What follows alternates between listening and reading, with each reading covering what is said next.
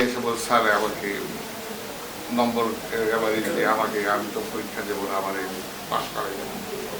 মানে আমাকে ওই থার্ড ইয়ার থেকে আমাকে অনার্স তাই বলে তোমার তো নাম্বারই নেই তো অ্যাভারেজ করবে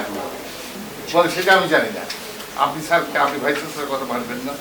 তখন আমি ভাইস চ্যান্সেলারকে টেলিফোন করলাম আমি বললাম যে স্যার আপনি যে লিখছেন অ্যাভারেজই তো নাই না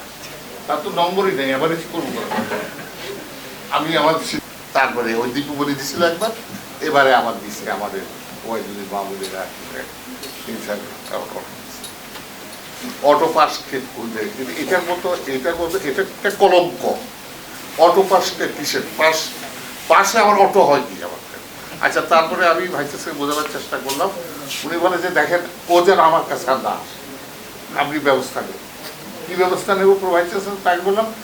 আমার বলে যে সে আমাকে গুলি করে মেরে ফেলতে চাইছে আমি আমি আমি জানি না আপনি পারলে তারে আমি তাকে বললাম দেখো তুমি রাজনীতি করো তুমি জেল খাটছো তোমার জন্য আমার সিম্পেথি আছে কিন্তু পরীক্ষা না দিয়ে তো কেউ পাস করে না আমি কেমন করে তোমাকে পাস করাবো তো সে ওই ওই বন্দুক টন্দুক আমি বললাম যে দেখো এই বন্দুক তুমি বন্দুক আমার ঘরে আসার সময় বন্দুক রেখে আসলে বলেছে আমি আত্মরক্ষার জন্য আসি আপনার নাম বলে চিনবেন কিন্তু আমি নামটা বললাম না পরে সে এমপি হয়েছে যাই হোক এখন দেশের বাইরে আছে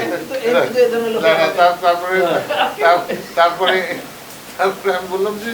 তুমি তোমাকে পরীক্ষা দিতে হবে পরীক্ষা না দিয়ে কোনো উপায় নেই এইভাবে সে প্রচন্ড প্রেশার সৃষ্টি করে আমি তো রাতে ঘুমাইতে পারি না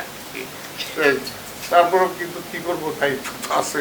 ডিপার্টমেন্টে আসলে সে ওই আসে তার সঙ্গে তার বন্ধুরা সব ওই বাইরে দাঁড়িয়ে থাকে সে আইসে থেকে